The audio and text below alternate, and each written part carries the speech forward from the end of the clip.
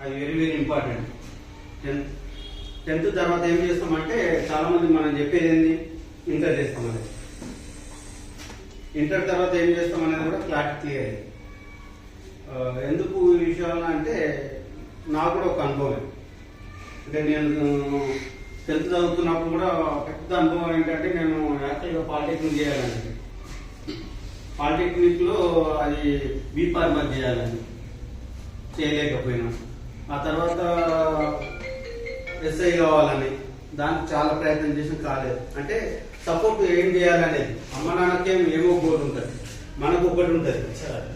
మనకు అమ్మ నాన్నకు ఉన్నది అది మన ఫ్రెండ్స్ మనల్ని పాడు చేస్తారు, చేయనియండి అందే పని.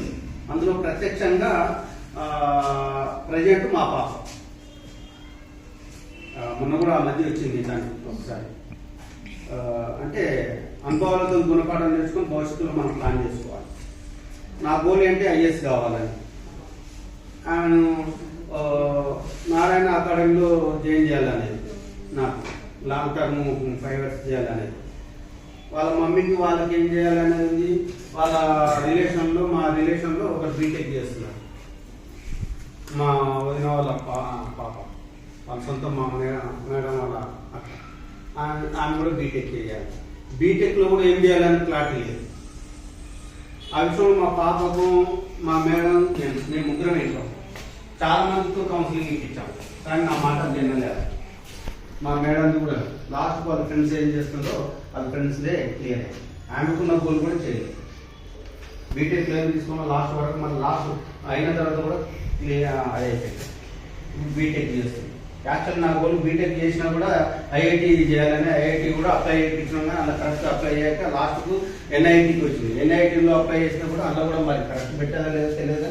ఇట్స్ లాస్ట్ మూమెంట్ కూడా కాదు. అంటే ఇంట్రెస్ట్ బట్టి మన గోల్. అంటే మీకు కూడా గోల్ లేకుంటే చాలా ఇబ్బంది అవుతుంది. ఏదేమైనా మన స్టడీని అయితే ఫుల్ స్టాప్ చేయకూడదు.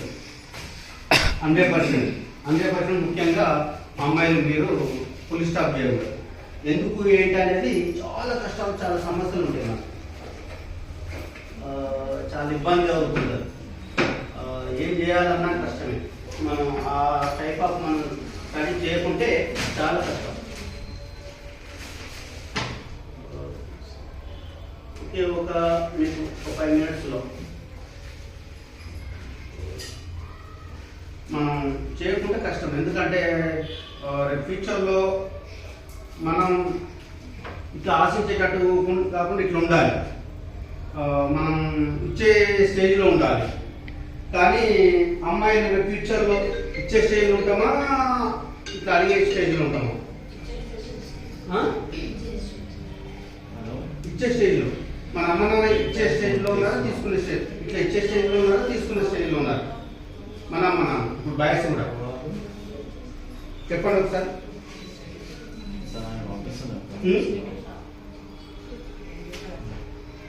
ఆలోచించండి ఒకసారి. ఇచ్చే స్టేజ్లో ఉన్నారా, తీసుకునే స్టేజ్లో ఉన్నారా?